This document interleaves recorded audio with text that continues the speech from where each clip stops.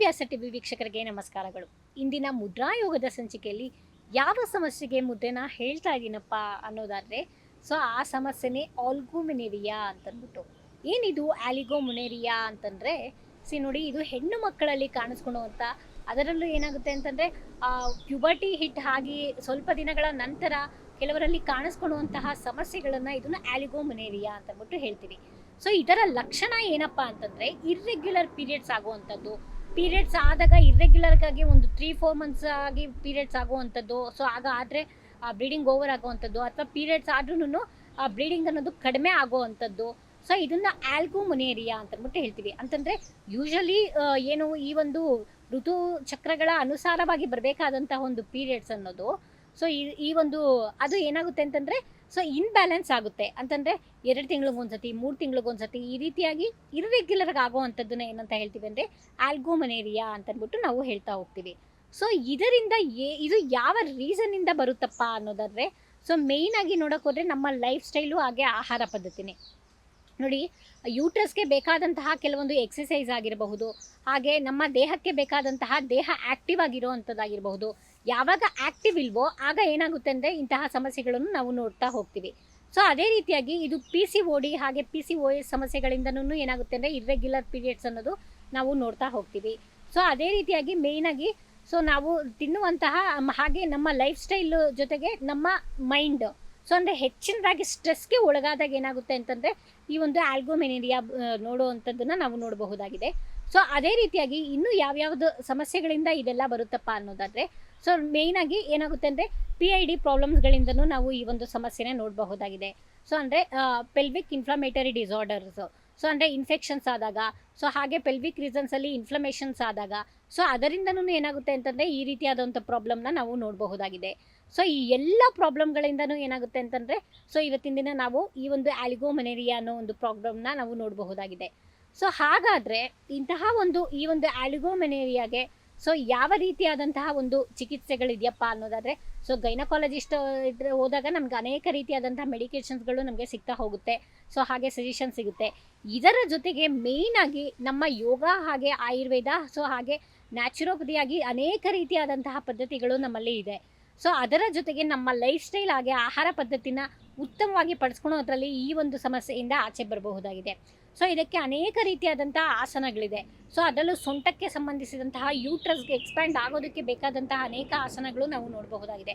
So ಅದರಲ್ಲಿ ಉಪವಿಷ್ಟ ಕೋನಾಸನ ಆಗಿರಬಹುದು, ಬದ್ಧ ಕೋನಾಸನ ಆಗಿರಬಹುದು, ಹಾಗೆ ವಕ್ರಾಸನ ಆಗಿರಬಹುದು, ಅರ್ಧ ಮತ್ಸ್ಯೇಂದ್ರಾಸನ ಆಗಿರಬಹುದು. ಸೊ ಈ ರೀತಿಯಾದ ಎಲ್ಲ ಆಸನಗಳು ಏನಾಗುತ್ತೆ ಅಂದರೆ ಯೂಟ್ರಸ್ಗೆ ಸಂಬಂಧಿಸಿದಂತಹ ಲೇಡೀಸ್ಗೆ ಆಸನಗಳಾಗಿದ್ದು, ಸೊ ಈ ಒಂದು ಆಲ್ಗುಮಿನೇರಿಯಾ ಅನ್ನೋದೇನಿದೆ ಅದರಿಂದ ಆಚೆ ಬರೋದಕ್ಕೆ ಎಲ್ಲ ಒಂದು ಆಸನಗಳು ಸಹಾಯಕಾರಿಯಾಗಿದೆ. ಅದೇ ರೀತಿಯಾಗಿ ಈ ಒಂದು ಆಲಿಗೋಮನೇರಿಯಾಯಿಂದ ಇನ್ನೂ ಅನೇಕ ರೀತಿಯಾದ ಸಮಸ್ಯೆಗಳನ್ನು ಎದುರಿಸಬೇಕಾಗುತ್ತೆ. ಸೊ ಯಾವಾಗ ಇರ್ರೆಗ್ಯುಲರ್ ಪೀರಿಯಡ್ಸ್ ಆಗುತ್ತೋ ಆಗ ಹಾರ್ಮೋನ್ಸ್ಗಳ ಚೇಂಜಸ್ ಆಗ್ತಾ ಹೋಗುತ್ತೆ.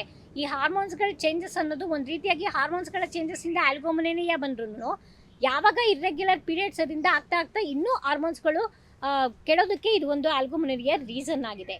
ಸೊ ಅದೇ ರೀತಿಯಾಗಿ ಸೊ ದೇಹ ದಪ್ಪಗಾಗಿರಬಹುದು, ಹಾಗೆ ಆಲಸ್ಯ ಹೊಂದೋದಾಗಿರ್ಬೋದು, ಹಾಗೆ ಆ್ಯಕ್ನೆ ಮೊಡವೆಗಳು ಮುಖದಲ್ಲಿ ಕಾಣಿಸ್ಕೊಳ್ಳುವಂಥದ್ದಾಗಿರ್ಬೋದು, ಹೇರ್ ಫಾಲ್ ಆಗುವಂಥದ್ದಾಗಿರಬಹುದು, ಸೊ ಹಾಗೆ ಜೀವನದಲ್ಲಿ ಆಸಕ್ತಿ ಇಲ್ದಿರೋ ಅಂಥದ್ದಾಗಿರಬಹುದು, ಸೊ ಹಾಗೆ ದೇಹ ಭಾರ ಅನಿಸೋದಾಗಿರ್ಬೋದು. ಸೊ ಇದನ್ನೆಲ್ಲನೂ ನಾವು ಈ ಒಂದು ಆಲ್ಗುಮಿನೇರಿಯಾದಲ್ಲಿ ನೋಡ್ತಾ ಹೋಗ್ತೀವಿ. ಮೂಡ್ ಸ್ವಿಂಗು, ಸೊ ಇದೆಲ್ಲನೂ ಕಾಣಿಸ್ಕೊತಾ ಹೋಗುತ್ತೆ.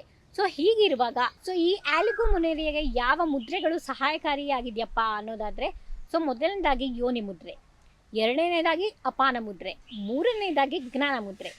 ಸೊ ಯೋನಿ ಮುದ್ರೆ ಹೇಗಪ್ಪ ಮಾಡೋದು ಅಂತಂದರೆ, ನೋಡಿ, ಈ ಮೊದಲಿಗೆ 3 ಬೆರಳುಗಳನ್ನು ಈ ರೀತಿಯಾಗಿರಿಸಿ, ಹಾಗೆ ತೋರು ಬೆರಳು ಹೆಬ್ಬೆರಳುಗಳನ್ನ ಈ ರೀತಿಯಾಗಿರಿಸಬೇಕಾಗುತ್ತೆ. ಸೊ ಇದನ್ನು ಯೋನಿ ಮುದ್ರೆ ಅಂತಂದ್ಬಿಟ್ಟು ಹೇಳ್ತೀವಿ.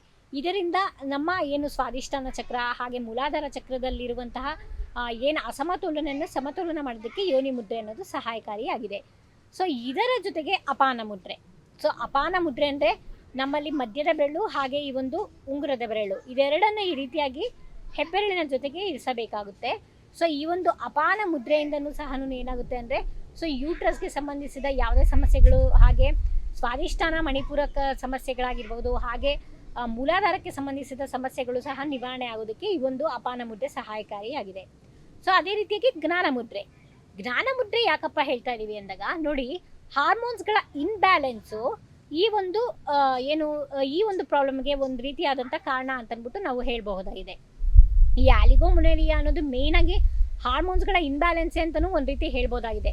ಸೊ ನಮ್ಮಲ್ಲಿರುವಂತಹ SFH ಹಾರ್ಮೋನ್ ಆಗಿರಬಹುದು, ಸೊ ಇನ್ನಿತರ ಹಲವು ಹಾರ್ಮೋನ್ಗಳು ಎಸ್ಪೆಷಲಿ ಪಿಟ್ಯುಟರಿ ಗ್ಲ್ಯಾಂಡ್ ನಿಯಂತ್ರಣದಲ್ಲಿ ಇರೋದ್ರಿಂದ ಏನಾಗುತ್ತೆ ಅಂದರೆ, ಸೊ ಈ ಪಿಟ್ಯುಟರಿ ಗ್ಲ್ಯಾಂಡ್ಗೆ ಉತ್ತಮವಾದ ಆಕ್ಸಿಜನ್ ಪ್ರಾಣಶಕ್ತಿಯನ್ನು ತಲುಪಿದಾಗ ಏನಾಗುತ್ತೆ ಅಂತಂದರೆ, ಸೊ ಏನು ಈ ಒಂದು ಹಾರ್ಮೋನ್ಸ್ಗಳು ಬ್ಯಾಲೆನ್ಸ್ ಆಗಿ ಈ ಆಲಿಗೋಮುನೇರಿಯಾ ಹಾಗೆ ಮೆನ್ಸುರಲ್ ಇನ್ನೂ ಬೇರೆ ಬೇರೆ ಪ್ರಾಬ್ಲಮ್ಸ್ಗಳು, ಸೊ ಇದರೆಲ್ಲದರಿಂದ ಆಚೆ ಬರೋದಕ್ಕೆ ಇದೊಂದು ಸಹಾಯಕಾರಿಯಾಗಿದೆ.